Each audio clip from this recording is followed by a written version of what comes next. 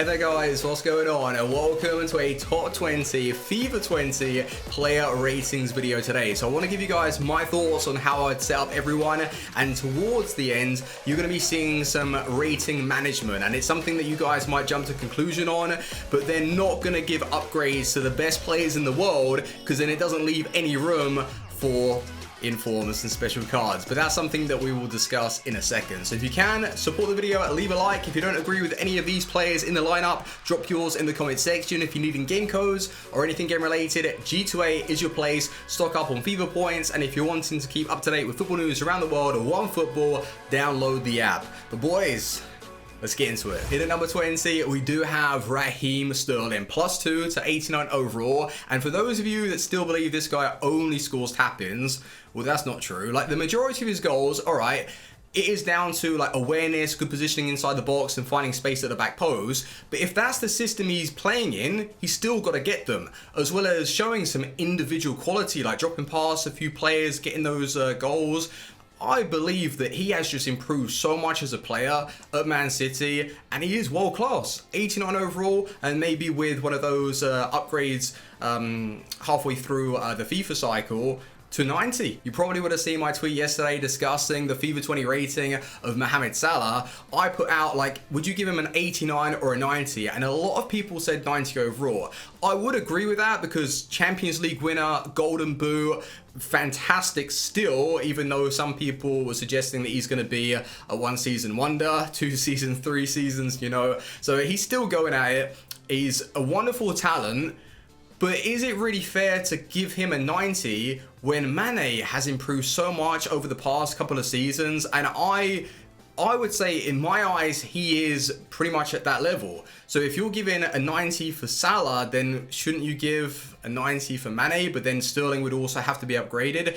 Could we see all of these being given a 90 overall? Maybe. But I think 90 for Salah, 89 for Sterling, and an 89 for Mane in like 21st position. Would you agree with that? In 18th position, we do have Tottenham Hotspur's Harry Kane. So last season, he was only able to play, was it 27, 28 games due to injury? And then when he did come back, he wasn't looking that great. Like, Champions League final, didn't really offer anything. I was under the impression that they were going to be using Lucas, as he did well in that awesome comeback. Like, the Champions League last season was sick.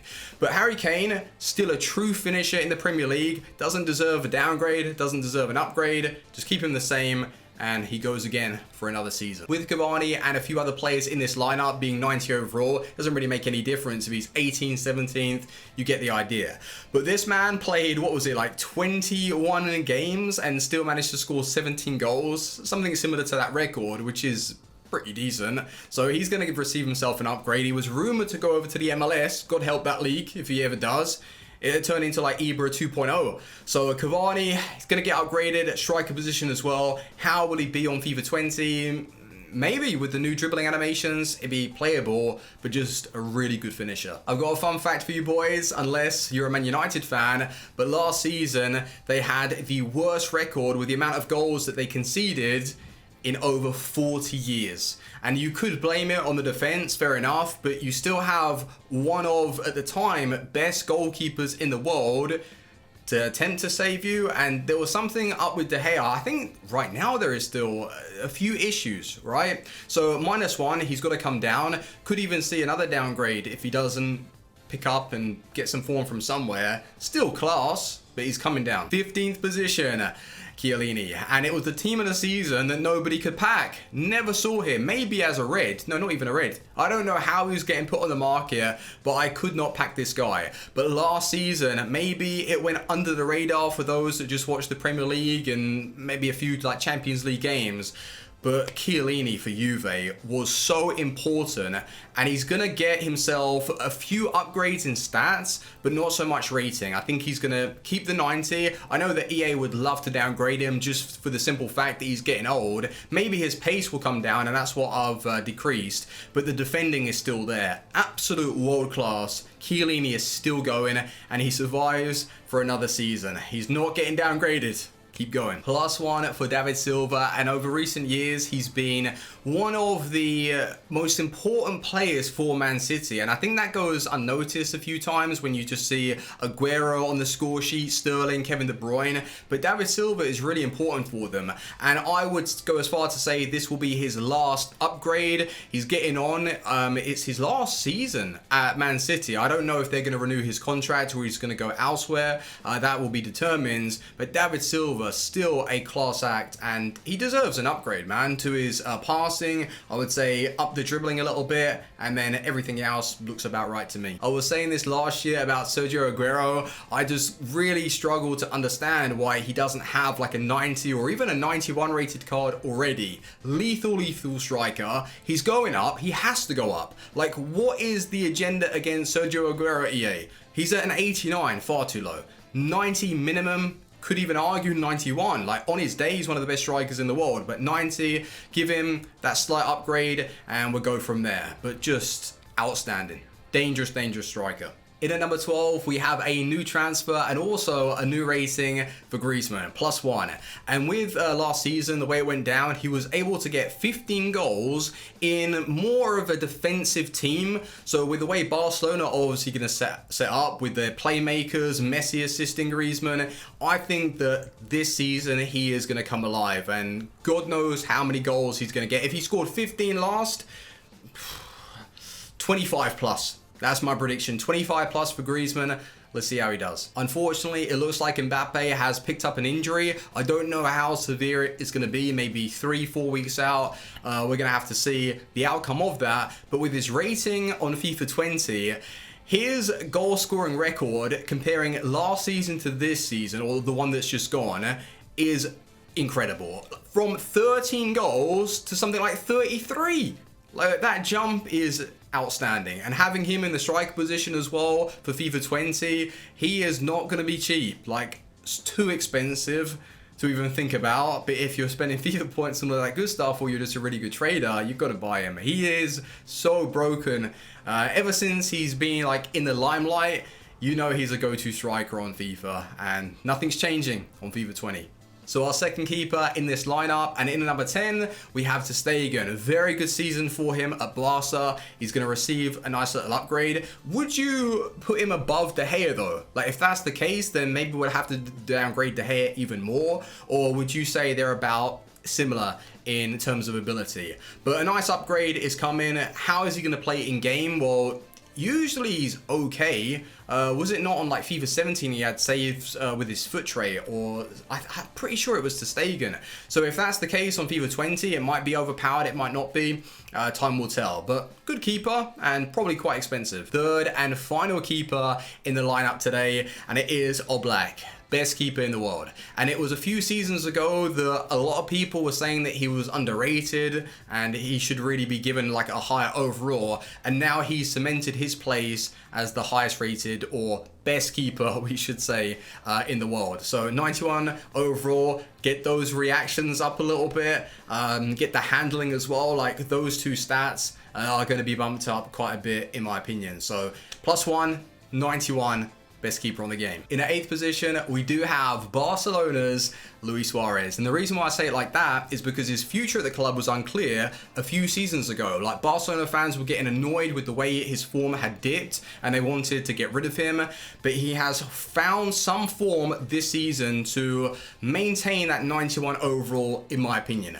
But I wouldn't be surprised if EA were wanting to downgrade him a little bit, because 91, there is somebody else that has the same rating.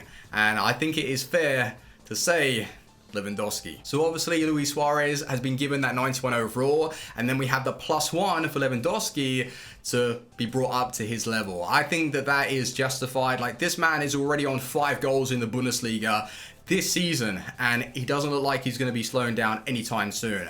So a goal machine, just that lethalness in front of goal. He is a terrifying striker to come up against, and he's going to get himself a pretty nice upgrade. 91 shot, definitely. Maybe even more. Number 6, and we do have, in my eyes, the best midfielder in world football, and it is KDB. Even though he played something like 17 games last season due to injury, he has come back and he's still at that level, even better. Like already this season, he has been firing, not so much in terms of goals, but just his performance on the pitch, getting assists, just playing so well for Man City. And they are a force to be reckoned with. Like that is another side that's just going to be winning the Premier League. I think Liverpool obviously have a chance, but Man City, they've just got something about them. They're grinding those wins towards the end, and the amount of quality all over the pitch is just unquestioned. So De Bruyne, 91 overall, doesn't get downgraded, doesn't get upgraded, nothing like that. 91, best midfielder in the world. So obviously Messi and Ronaldo are the usual front runners to win a Ballon d'Or, but this man, Virgil van Dijk, he's in with a shout. Now, who do I believe is going to get it? Messi, and that's rightfully deserved. His season was just outstanding. But if Virgil van Dijk won, I think that you couldn't say it's undeserved, and that's why he is the best defender in the world. Last season anyway, Champions League winner, wasn't dribble pass, scoring quite a few goals for a defender as well, so I'd up that, bring up his pace. I don't know his pace rating. Is it going to be like 76, 77, 78? I think anything over 78 is a little bit overkill, because you've got to keep in mind he is 6'4", so he's going to feel quite quick in game anyway with the long strides. You've got 91 defending, you've got good enough physical. He is the best, and he deserves that +3. In at number 4, and we have Real Madrid's new signing, Eden Hazard, and it's a little bit of a shame because he was my favorite player to watch in the Premier League, and now with him moving away, it's going to be pretty difficult to keep track of like every single game, but I will do my best. Just what he offers, the dribbling, the skilling, the shooting, the composure, playmaking, the pace, just everything that you would want from a player.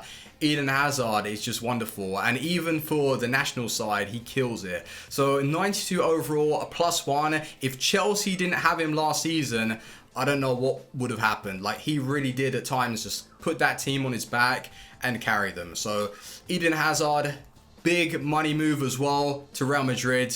He's got to be upgraded. Number 3, and we have the skiller, Neymar. Exciting player to watch, and although like over the past few seasons he's been picking up with injuries, it's not holding him back. When he's on that pitch, he's proven game in, game out that he is still world class. And it's not really the quality that you're judging, it's his attitude and what's happening off the field. All of these like transfer rumors, I guess he likes the attention, like Barcelona, Real Madrid, is he going to still be at PSG?